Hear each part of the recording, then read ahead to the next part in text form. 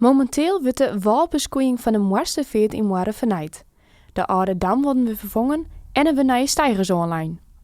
Vanuit de afdeling beheer hebben wij als ingenieursbureau het opdracht gekregen om de walbeskoeiing hier te vervangen.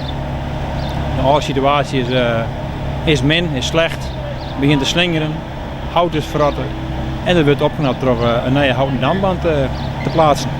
Wij willen de recreatie hier een beetje opkrikken, zodat de mensen weer wat bij de veert met bootjes varen kennen en wat visje kennen.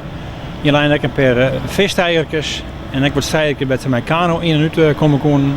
Die weer ook min en wat gevaarlijk en die hebben wij eruit hellen en dan komen we treien nieuwe stijgers weer te bakken.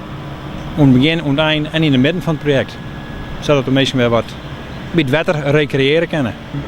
We zijn gestart in begin april. Ik meen 6 of 8 april. En het wordt tot eind mei, een week of zo, ben we weer bezig.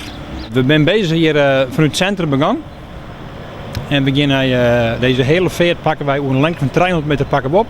En dan ben we aan het begin van de warpzee maar. Nou, we zijn nu aan de andere kant van het burger en in principe ben we hier al een beetje verder. Je hebt in principe de gardings in, de kan zien, de gardings draaien al mooi voor. Daar zie je eerst in, je ziet er ook een ASOB-soort in, dat is een verduurzamde soort. En die wie maar 4 meter lang en 5 centimeter dik. Nou, de eerste meter die altijd boven het water gaat en op de waterlijn die verrottert in principe altijd, er bloot weinig van hoe. En er komen ook planken in van 6 meter lang en 6 centimeter dik. Dus het is wat dubbel dik online, dus dat ken ik veel langer mij. 40, 50 jaar, ik zei dan zit het sowieso wel. Dan moeten we dan maar weer eens in, dan hadden we wel een nieuw idee.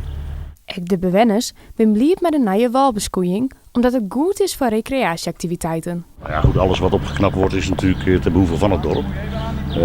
Er komen natuurlijk heel veel toeristen fietsen door het dorp, varen door het dorp.